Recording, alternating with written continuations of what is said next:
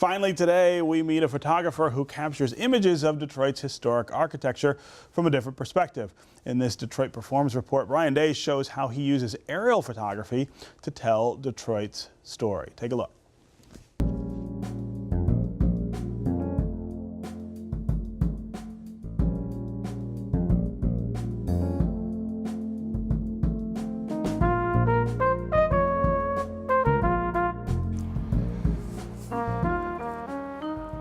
I was initially inspired by the work of Ansel Adams. His incredible attention to detail, especially with the black and white photography that he did, the expansion on tonal range and the images that he created was really inspiring to me. Of course, living in an urban area, I don't have the wilderness and mountains to photograph, and so I try to apply some of those principles from his incredible work in a city environment.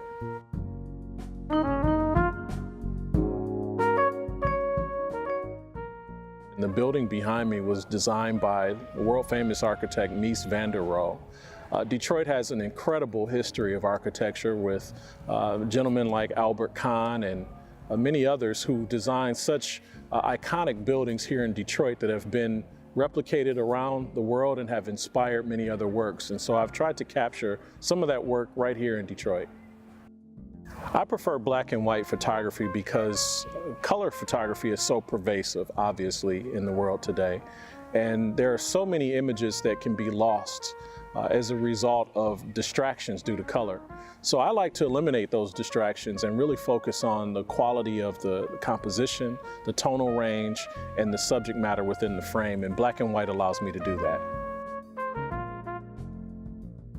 So I've had a wonderful time photographing my architecture series, but one of the natural limitations of photographing on a tripod is that my perspective is limited. And so I was really excited to have the opportunity to use drones and introduce aerial photography to really take a different perspective on some of these iconic buildings around the city. I try to do a little bit of research before I go out and shoot a drone image. In particular, I'll take, say, Google Maps and look at an overhead view of the city and kind of scroll around different neighborhoods and look for structures and areas that I think might be interesting.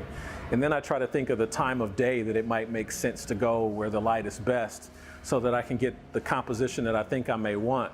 But quite frequently I do find a surprise in the layout of a composition that I had no idea was there before I started. So it's quite interesting to discover new things as I shoot vertically with the drone.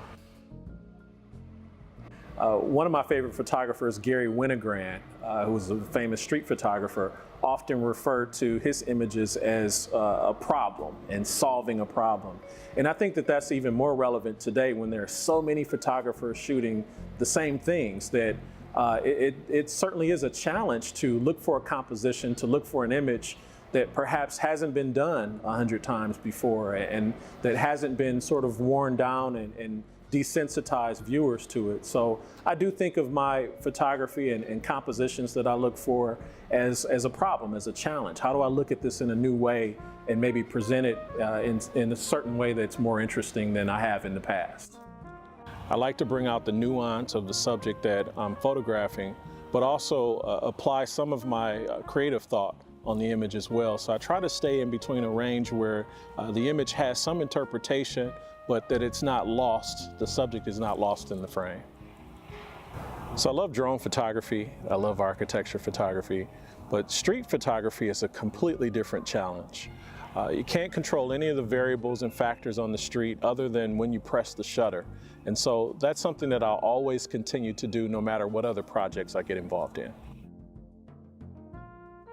I do think that my photography has been influenced by some of my technical training over the years.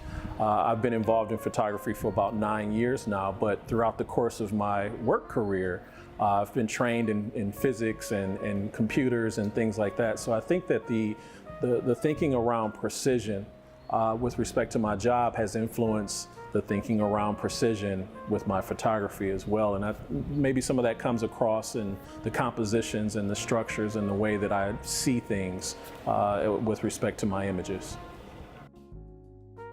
Part of the reason much of my photography is focused on the city of Detroit is I think that there's been a series of narratives around Detroit's story over the years. And if you go back maybe 10 years or so, the dominant narrative of Detroit was a city in ruins, a city in collapse.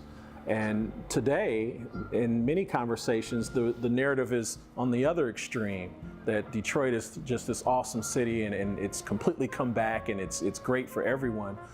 What I think my pictures hope to depict is a balanced narrative, that while there are wonderful things about the city, there are also some challenges that still need to be addressed. And so I hope that people look at the images objectively and can appreciate the balance in the narrative of the city of Detroit.